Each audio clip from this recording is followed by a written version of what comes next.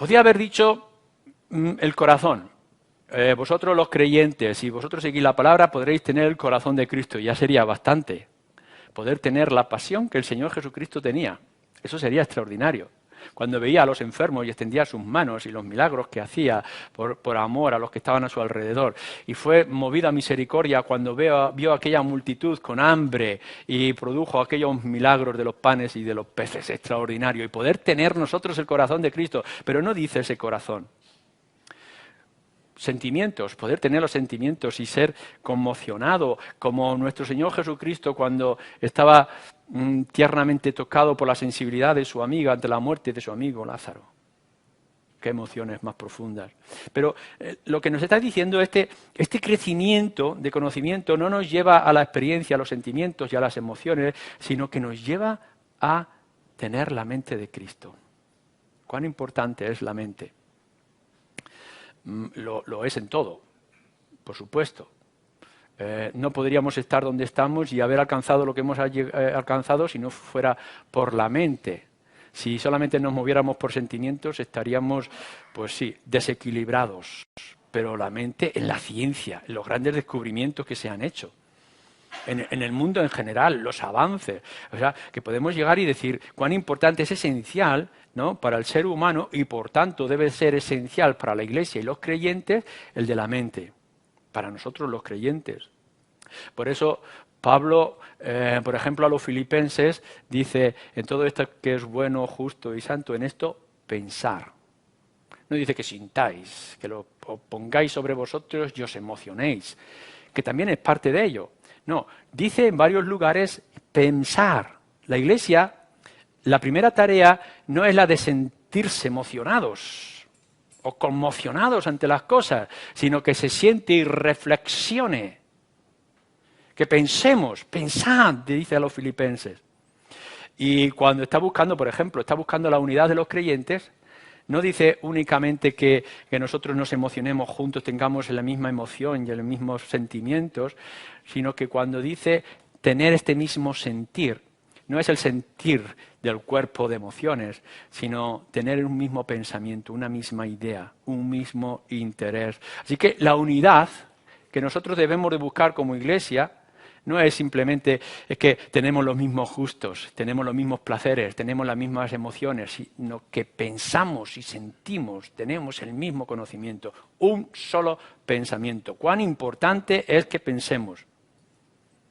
En la vida cristiana no podemos separar el corazón de la mente. Son esenciales las dos cosas. No podemos tener la verdad sin amor o el amor sin la verdad. Y por tanto tenemos que buscar constantemente el equilibrio. Lo tenemos que buscar, tú lo tienes que buscar. En tu vida normal, en tus sentimientos y tus relaciones con la gente, pero sobre todo en las cosas espirituales y lo que es el fundamento para nuestra Iglesia. Siente cosas en tu corazón, pero también siente cosas en tu mente.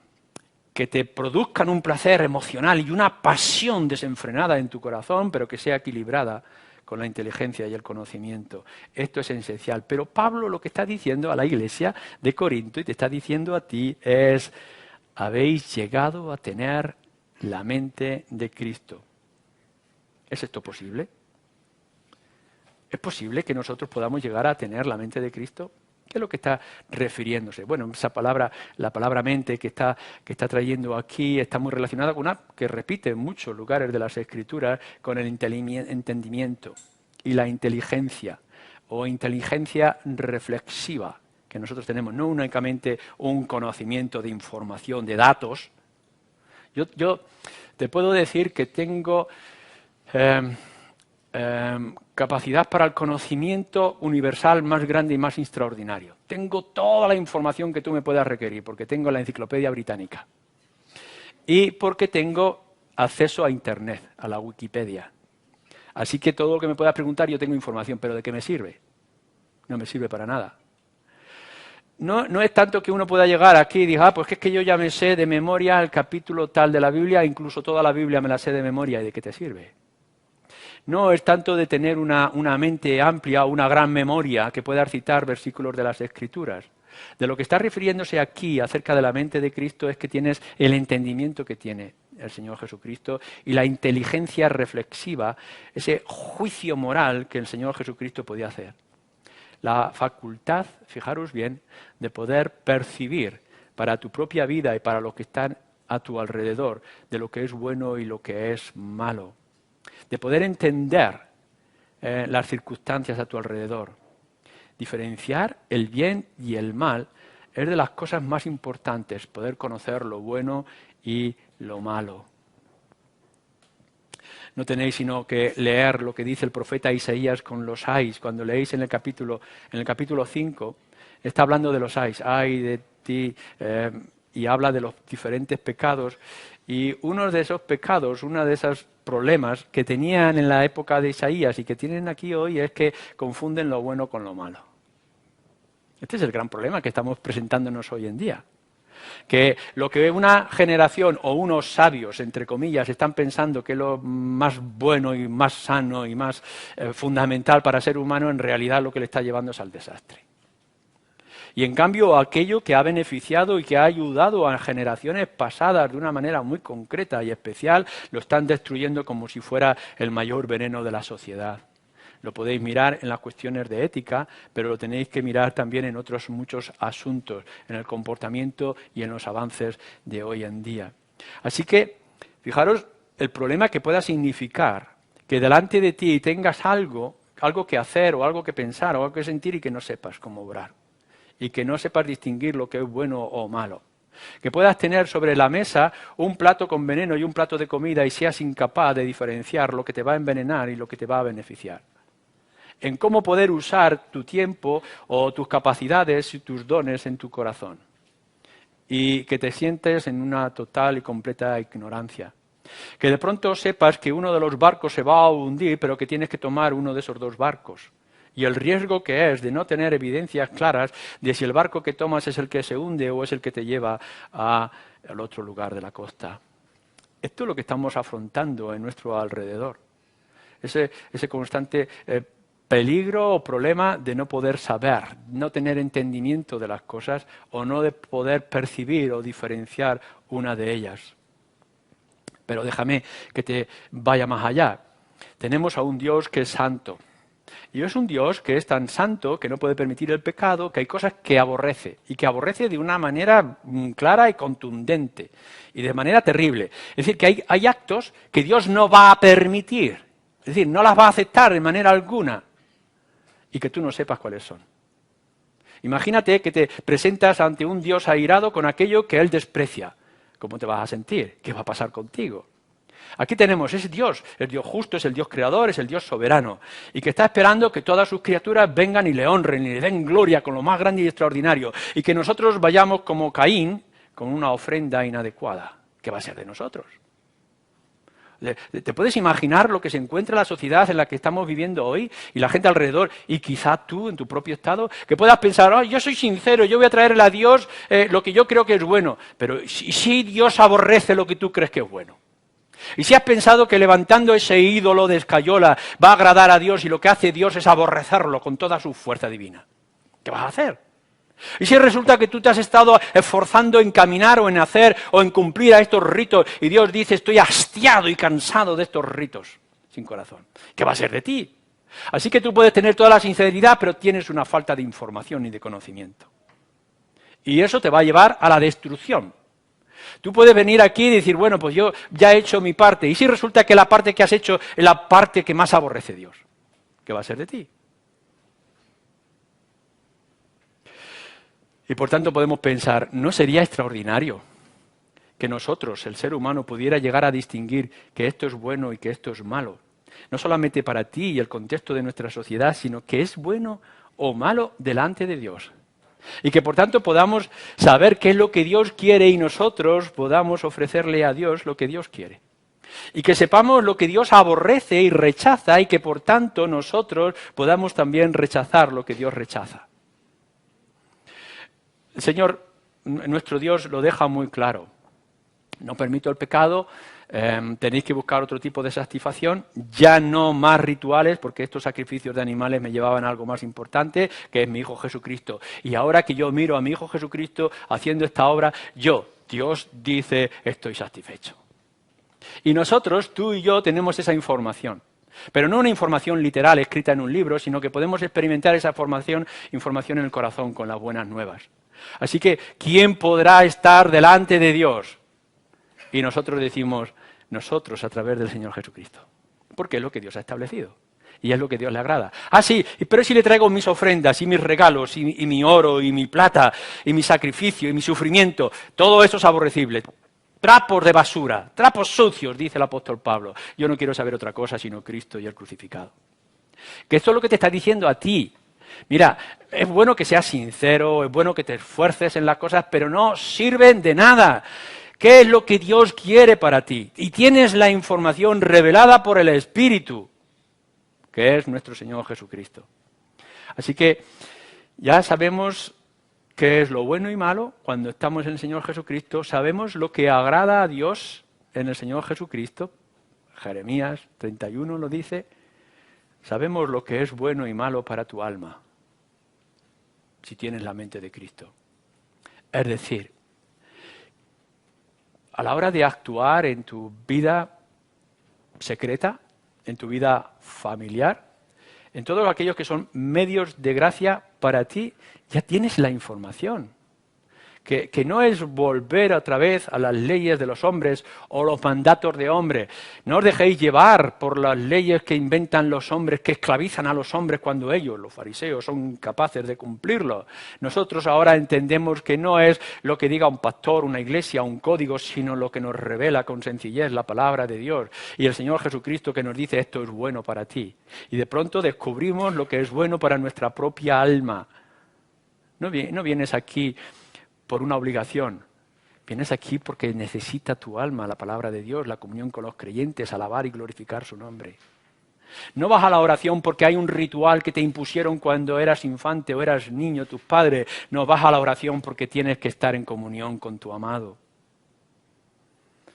Esto es lo que sabemos nosotros cuando nos hemos acercado y hemos recibido todo lo que es en nuestro Señor Jesucristo. Esto es lo que Dios nos regala a los creyentes. ¿Lo habéis comparado con lo que dice Pablo a los romanos cuando está hablando de toda la generación? En el capítulo 1, versículo 28. Y Dios, porque eran pecadores, los entregó a una mente reprobada, malvada y pecadora. Leerlo. En Romanos 1, 28. O en Efesios también nos lo dice. La vanidad de la mente. Y a ti, creyente, todo lo contrario. Te ha dado la mente de Cristo. Fijaros la gran diferencia entre lo que nos está diciendo a esta generación, que porque ama el pecado y sigue sus propios caminos, Dios los entrega a una mente reprobada, oscura, negativa, aún de más pecado. Y en cambio tú, que has aceptado el Evangelio, ¿qué es lo que dice? Te da la mente de Cristo, la información de lo que es bueno y malo, de lo que agrada a Dios, de lo que es bueno para tu propia alma. Es todo el contraste entre el negro y el blanco, entre la luz y la oscuridad, entre el comienzo y el fin. ¿Es así en ti? Así que tú tómate unos minutos ahora, en esta mañana, a lo largo del día y piensa, ¿dónde estás? ¿Cuál es tu dirección? ¿En dónde estás descansando? ¿Todavía sigue haciendo preguntas? ¿Te atreves otra vez a sugerirle a Dios no sé qué cosas que el mundo se inventa? ¿O te rindes por completo a la persona y la obra del Señor Jesucristo y que Él sea el que abre las puertas de la información, de la sabiduría, de la inteligencia, dándote su mente? Terminamos con unas preguntas. ¿Qué pensaba Cristo? ¿Qué piensa Cristo en este momento? Bueno, nos dice, por ejemplo, en la carta, en el Evangelio de Juan, que nuestro Señor Jesucristo vino a este mundo a obedecer la voluntad del Padre y a cumplir la voluntad del Padre muriendo por los suyos. Yo estaba allí, yo he escuchado la voz del Padre, el Padre me ha dicho, capítulo 6, que venga y haga y obre. Y que esa obra es la de la redención, morir por los suyos. Así que tú tienes esta comprensión de la inteligencia y la capacidad de nuestro Señor Jesucristo. El Señor Jesucristo dice, yo he venido aquí a obedecer a mi Padre. Y por tanto tú tienes la mente de Cristo. ¿Qué es lo que te está diciendo, creyentes hermanos? No que escuches únicamente, sino que seas hacedor de la voluntad. Y que te comprometas lo mismo que nuestro Señor Jesucristo, hacer la voluntad del Padre. Este es el tema. Si tú eres creyente y estás en esta mañana convencido de que tienes la mente de Cristo no te puede llevar a otro lugar sino a la voluntad del Padre para que la cumplas. Y que esa voluntad es la redención.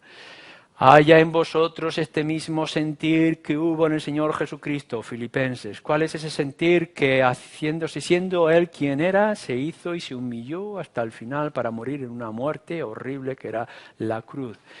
Haya ese mismo sentir, conocimiento, información, deseo en vosotros. ¿Es esto así? Así que si te levantas de esta silla en esta mañana y tus pensamientos están en otra cosa, por muy importantes que te parezcan, pero no en la voluntad que tiene nuestro Señor Jesucristo de hacer la voluntad del Padre, a lo mejor es que tú tienes otro pensamiento. Claro, hay dos opciones. Fijaros bien que te estoy diciendo que hay dos opciones. O tu mente está entregada al pecado, como nos dice en Romanos 1, o tu mente está entregada a la mente de Cristo. No hay opciones entre medias. O tu deseo es identificarte plenamente en el Señor Jesucristo o dejarte llevar por las corrientes de este mundo a ver dónde te lleva. La mente de nuestro Señor Jesucristo no es superioridad. Si vais por ahí diciendo, yo tengo la mente de Cristo, aquí no hay jactancia alguna. No puede haber jactancia en los creyentes por tener la mente de Cristo, sino una total sumisión y admiración. Someternos a la voluntad de Cristo. ¿Qué quieres que yo haga?, dice Saulo de Tarso cuando está caído en el suelo. Y nosotros clamamos de la misma manera, Señor, ahora que entiendo, ahora que comprendo, ahora que sé, Señor, ¿qué quieres que yo haga? ¿Ese es el clamor que tenemos? ¿A lo que nos lleva? No es superioridad de nadie, no es arrogancia, no es jactancia, es sumisión y rendición. Lleva todo tu pensamiento al Señor Jesucristo. Cuando tú te levantes y pienses alguna cosa, de alguna fórmula, algo que pueda ser beneficio a tu casa, piensa que todo eso tiene que pasar por nuestro Señor Jesucristo. Mira, puede ser que alguien te haya ofrecido un trabajo sublime y extraordinario, lo mejor para tu familia, pero si eso ofende a nuestro Señor Jesucristo, no es lo adecuado. Puede que alguien venga con sus manos mágicas de curandero de barrio a decirte que puedes sanarte de tu enfermedad o que puedes hacer cualquier truco de magia para tu bienestar. No te engañes, si eso no glorifica y no sirve y honra al Señor Jesucristo, de nada te vale. Todo pensamiento de inteligencia que te aparte de las Escrituras te aparta de Cristo. Si te haces sabio según el mundo, entonces te hace necio delante del Señor. Haz que todo pensamiento, como lo dice Pablo en 2 Corintios, te lleve a los pies de Jesús. Y por último, si tenemos la mente de Cristo, no vayas más allá de lo revelado. Piensa, pero no pienses más de lo que está escrito. Porque la conclusión del mensaje más extraordinario revelado para nosotros por medio del Espíritu que pasa por la persona y la obra del Señor Jesucristo se limita a lo que ha sido revelado en este libro. Y si algo nos lleva más allá o en una dirección diferente, nos hemos equivocado. Este es el mensaje para los que no sois creyentes. No hay otra alternativa. Pensamos ser sabios cuando en realidad nos hemos convertido en necios, rechazando la existencia, la obra, la persona, la palabra de nuestro Dios. Pero en cambio, cuando el mundo nos llama necios e ignorantes, en realidad somos los más sabios, porque hemos recibido toda la información que podríamos llegar a tener por medio del Espíritu en el Señor Jesucristo. No hay otra alternativa. Que tenga de nosotros Dios misericordia. Amén.